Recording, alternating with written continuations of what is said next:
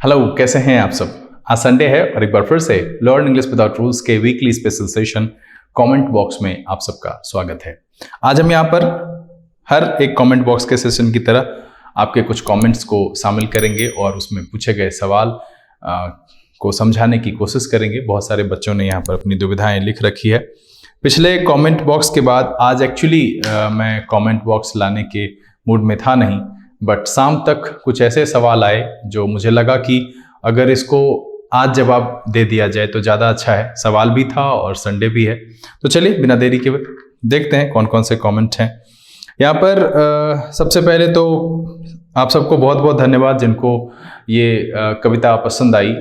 मेरी रचनाएं बेसिकली जब मैं कुछ सोचता हूँ और ये सोचना कहीं ना कहीं मेरे कार्य क्षेत्र, मेरी चीज़ों से जुड़ा हुआ होता है और शुरू से ही मैं भाषा प्रेमी हूँ और मुझे हर तरह की भाषाओं से लगाव है, तो कुछ शब्दों को बुनने की कोशिश करता हूँ। कभी कभी अच्छा लग जाता है, वही आपके सामने रखता हूँ। यहाँ पर विनीत, बड़े लंबे समय के बाद मुझे लगता है कि विनीत का ये पहला कमेंट है। आपको बहुत बहुत धन्यवाद, अच्छे से आपको समझ में आ गया। बने रहिए, अभी वॉइस में बहुत सारी बातें उजागर करनी बाकी है। शशिकांत ने एक वीडियो इंट्रोडक्शन में लिखा है नो प्रॉब्लम सर, और उसके बाद गायब है। शशि, मैं आपसे बस इतना ही कहूँगा कि जो है where there is will there is a वे।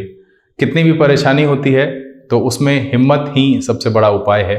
और मुझे जैसा लगता है, मैं गलत भी हो सकता हूँ, कि आपने शायद इधर प्रीवियस ईयर के क्वेश्चन को बनाना छोड़ दिया है या नहीं बना रहे हो और चैनल पे रेगुलर भी नहीं हो, मुझे जैसा महसूस होता है। क्योंकि पिछले कुछ दिनों में आपके कमेंट्स रहे, बट इधर पता नहीं आप कहाँ हो। अगर आप स्वस्थ हो तो पढ़ाई करो, धीरे धीरे ही जो है आप मंजिल की तरफ बढ़ सकते हो। क्योंकि चुपचाप बैठकर निरर्थक होने से जो ज्ञान आपके पास है वो भी चला जाएगा, इसीलिए करते रहना चाहिए। कवि सतीश जी, आपको बहुत बहुत धन्यवाद। मैं आपकी तरह नहीं लिखता हूँ बट कोशिश करता हूँ। एंजल, आपको बहुत बहुत धन्यवाद कि आपको मेरे से इतनी सारी मोटिवेशन मिलती है और आप चीज़ों को अच्छे से कर पाते हो। मैं कोशिश करूँगा कि हमेशा आपके उम्मीद पर खरा उतरूं और आपके लाइफ में अगर आपकी कोई परेशानी है तो उसे मैं कम कर पाऊं। आप चैनल पर बने रहिए और अगर कोई कठिनाई होती है जो मैं पढ़ाता हूं विषयवार उससे जुड़ी हुई, तो आप लिखिए ज़रूर, मैं कोशिश करूंगा कि उसको सॉल्व करूं। अंचल, आपको भी बहुत बहुत धन्यवाद, बने रहिए। नैन्सी, बहुत बहुत धन्यवाद। अनामिका ने लिखा है फॉर सच ऑसम पोएट्री। देखिए, मोटिवेशन भी भोजन की तरह है। इसको भी अगर आप प्रत्येक दिन नहीं लेंगे तो आप कहीं ना कहीं डिमोटिवेट होने लगते हैं। एक्चुअली जब आप बढ़ नहीं रहे होते हैं, वो किसी शायर ने चांद के बारे में कहा है कि जो है उन्होंने तो कहा है कि प्यार चांद सा होता है, जब बढ़ नहीं पाता धीरे धीरे घटने लगता है। तो मैं यहाँ पर यही कहूँगा कि जब चीज़ें बढ़ नहीं पाती है तो वो उबाऊ होने लगती है और धीरे धीरे घटने लगती है। इसीलिए उसको हम डिफरेंट डिफरेंट डायमेंशंस में सोचें और उसको अलग अलग नज़रिए से देखने की कोशिश करें, प्रयास करें, तो वो बना रहता है। मतलब है आवाजाही बनी रहनी चाहिए, करते रहना चाहिए, रुक जाने से कोई भी उपाय नहीं है। सिजान, आपको बहुत बहुत धन्यवाद। विकास, पूजा, आप सबको बहुत बहुत धन्यवाद। साक्षी ने पिछले दिनों वीडियो ये एरर स्पॉटिंग भी बना रही है और एक्टिव पैसिव भी इनको पसंद आ रहा है। आपको मेरी ओर से बहुत बहुत धन्यवाद। और मैं आपको ये भरोसा दिलाता हूँ कि वॉइस चैप्टर अगर आप शुरू से देख रही हैं तो आपको इसमें कोई भी परेशानी नहीं होगी। किसी भी एग्जामिनेशन लेवल की हो, चाहे वो बैंक की हो, एसएससी की हो, कहीं भी कोई दिक्कत नहीं होने वाली है। यहाँ पर सुस्मिता ने लिखा है कि तबीयत खराब होने की वजह से, आप उम्मीद करता हूँ कि अब आप स्वस्थ होंगी। रेगुलर बने रहिए। ये प्रीवियस ईयर कहीं ना कहीं आप लोग जैसे बच्चों को ही टारगेट करके मैंने शुरू किया है, ताकि जो 5 से 6 मार्क्स है, कभी कभी 10 भी पूछता है, तो वो आपका आसानी से हो जाए और आपको क्वालिफाई करने में अंग्रेजी कभी आपके लिए बाधा ना बने। शिवम, आपको बहुत बहुत धन्यवाद। आप देखते रहें, कोई परेशानी हो तो लिखिए। सभी को अच्छे अंक आ रहे हैं। और सुस्मिता, आपको मैं फिर से यहाँ पर कहूँगा कि आपकी मेहनत अच्छी है, आपका लेवल अच्छा है, आप बस छोड़ना मत, कोशिश करते रहो। इस बार अगर रहा तो ऊपर वाले की कृपा और आपकी मेहनत में जान रही तो बिल्कुल आपका रिजल्ट होगा। इनको 16 आउट ऑफ 16 आया है सेट 13 में। उसके बाद पूजा, बने रहिए। और सबसे मैं पूजा के लिए बात कहूँगा कि एक कमिटमेंट दिखता है पूजा में, वो उनकी तरह कोई भी बच्चा इस तरीके से रेगुलर नहीं है। मैं सेट एपिसोड आता है और उसमें अगर कोई जो है प्रीवियस ईयर का सेट है तो उसका आंसर जो है वो उस दिन पोस्ट हो जाता है। वो 1 घंटे में 2 घंटे भी। मैं सबसे ये अपील करूंगा कि आप देखिए, इससे अपने अंदर एक प्रतियोगिता की भावना जगाइए कि कोई एक बच्चा कर रहा है तो आप क्यों पिछड़ रहे हैं। आप भी बनाइए, कोशिश कीजिए। परेशानियों का निदान करने के लिए मैं यहाँ पर मौजूद हूँ, इसलिए आपका पूछना बनता है। अगर आप पूछेंगे नहीं तो फिर हम निदान भी नहीं कर पाएंगे।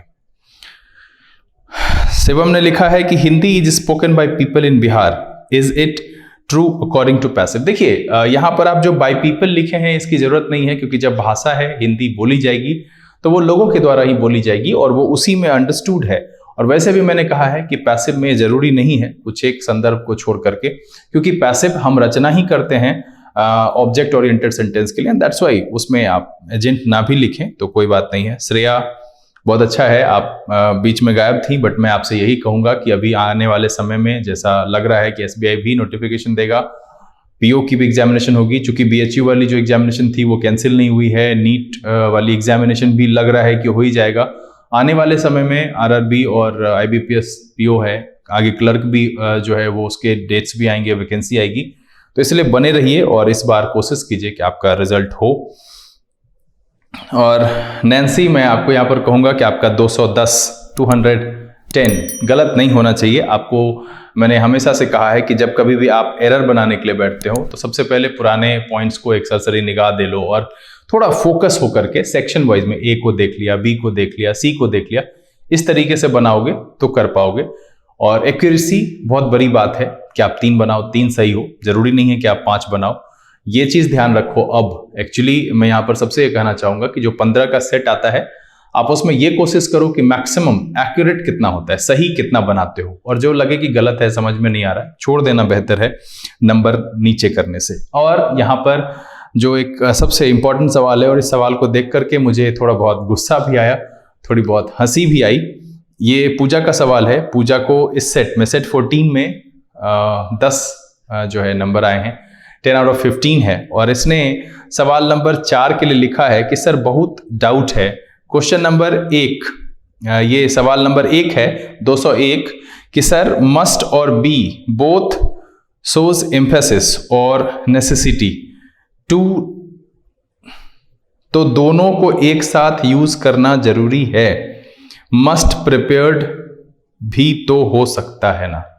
अब पूजा, यहां पर अगर आप सामने होती तो शायद मैं बहुत जोर की फटकार आपको लगाता, इसीलिए क्योंकि आपने कहा है मस्ट प्रिपेयर्ड। आप यहां देखिए कि आपने जो अपने कमेंट में लिखा है मस्ट के साथ प्रिपेयर्ड, ये कभी भी होगा। आप खुद भी सोचो कि क्या मॉडल के साथ कभी भी ईडी वाला फॉर्म आएगा? मस्ट प्रिपेयर हो सकता है। अब चूंकि यहां पर संदर्भ क्या है मस्ट बी प्रिपेयर्ड लिखने का, वो ये है कि रिपोर्ट को शुरू में कहा गया है, बनाने वाले की चर्चा नहीं है। तो हमारा जो सेंटेंस है वो पैसिव फॉर्मेट में है, मतलब सेंटेंस का वो हिस्सा जिसमें उसमें ऑब्जेक्ट, उसमें जो है स्पेशली ऑब्जेक्ट को जो है शुरू में, यानी ऑब्जेक्ट ओरिएंटेड सेंटेंस लिखा गया है, और इसलिए मस्ट बी प्रिपेयर्ड ठीक है, बिल्कुल वहां पर होगा कि अवश्य बनाया जाना चाहिए। ये इस तरह का सेंस वहां पर है, जैसे हम कहते हैं कि I must do it, it must be done. I must prepare it, it must be prepared. ये मॉडल का जो है ये वॉइस कन्वर्जन है। हम इसको अगले एपिसोड में शामिल करेंगे अपने वॉइस वाले में, तब वहां पर हम और बात करेंगे। लेकिन आपसे ये गलती नहीं होनी चाहिए कि मस्ट के बाद आपने ईडी लगा करके फॉर्म लिखा है। मॉडल के साथ हमेशा ओरिजिनल फॉर्म ऑफ वर्ब का इस्तेमाल होता है। मैं समझता हूं कि 201 नंबर क्वेश्चन में अब आपको डाउट नहीं होगा। उसके बाद फिर उन्होंने लिखा है क्वेश्चन नंबर 6, सर आपने बताया था इफ वाले सेंटेंस में पास्ट यूज होता है, फॉर एग्जाम्पल इफ आई वर और इफ यू वर। मुझे लगता है कि आप आजकल कुछ ज्यादा ही मेहनत कर रही हैं और इस वजह से जो है आपको कंफ्यूजन बहुत ज्यादा हो रहा है। मैंने ये कहा था कि प्रेजेंट इमेजिनेशन के लिए, और मैंने ये नहीं कहा था कि पास्ट का यूज करते हैं, वर का यूज करते हैं, और वो एक्चुअली वहां पर जो है प्रेजेंट ही इंडिकेट कराता है, and this is called subjunctive, और वो मैंने इमेजिनरी सेंटेंसेस के लिए बताया था। और पिछले दिन जो सवाल नंबर 6 में मेरा संदर्भ था, वो संदर्भ था सबऑर्डिनेट क्लॉज के लिए। वहां मैंने कार्ड भी ऐड किया है उस वीडियो में कि क्लॉज का जो कॉम्बिनेशन है, कॉम्बिनेशन ऑफ क्लॉज, उसका जो पहला पार्ट है उसमें जो मैंने चर्चा की थी कि अगर आप प्रिंसिपल क्लॉज में सबऑर्डिनेट क्लॉज में प्रेजेंट लिखते हो तो प्रिंसिपल क्लॉज में आपको विल के साथ सेंटेंस लिखना पड़ेगा, और वही सिचुएशन वहां पर था। वहां पर इमेजिनेशन की बात ही नहीं है। और मैंने वर्ग का प्रयोग, ऐसा तो नहीं है कि मैंने क्लॉज में सिर्फ वर्ग लिखने के लिए बताया। मैंने ये कहा था कि सबऑर्डिनेट क्लॉज, वहां पर 3 बातें मैंने आपको बताई थी। मैंने ये कहा था कि सबऑर्डिनेट अगर हम रखते हैं प्रेजेंट में, तो मुझे जो है प्रिंसिपल आप फ्यूचर में रखो, या जैसा दिया हुआ है उसका प्रेजेंट फॉर्मेट होना चाहिए।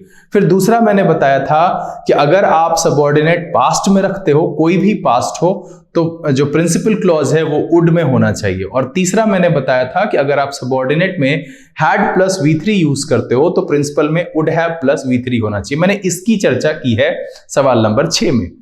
इसके लिए फिर एक अलग से एपिसोड मैंने लाया था इमेजिनेशन के लिए, और मैंने ये कहा था कि प्रेजेंट इमेजिनेशन के लिए हम जो है वो एक सब्जंक्टिव यूज करते हैं, वर्ब को हम यूज करते हैं, और अगर हम उसको इमेजिनरी चीजों को एक्सप्रेस करने के लिए यूज कर रहे हैं तो वर्ब एक्चुअली उस टाइम पर प्रेजेंट को दर्शाता है। वो किसी के साथ भी इस्तेमाल हो सकता है, प्रेजेंट हो, प्लूरल हो, सिंगुलर हो, प्लूरल हो, कोई फर्क नहीं पड़ता है, वो सबके साथ इस्तेमाल होता है। If I were, if he were, if you were. ये मैंने इमेजिनेशन के लिए बताया था, for present imagination. And past imagination के लिए मैंने कहा था हैड प्लस बिन का इस्तेमाल होता है, या हैड प्लस V3 का इस्तेमाल कर सकते हैं। उम्मीद करता हूं कि आपकी समस्या मैं समाधान कर पाया हूं। बाकी मैं यहां पर फिर सबसे कहूंगा कि आप जो कोई भी लोग वॉइस के एपिसोड्स को नहीं देख रहे हैं और देखने के बाद अगर उसको प्रैक्टिस नहीं कर रहे हैं तो ये बहुत गलत है। आपके साथ घाटा होगा। अगर आप SSC की तैयारी करते हैं तो आपको मेन एग्जामिनेशन में वॉइस के 25 क्वेश्चन का सामना करना पड़ेगा। इन दैट केस आपको परेशानी होगी।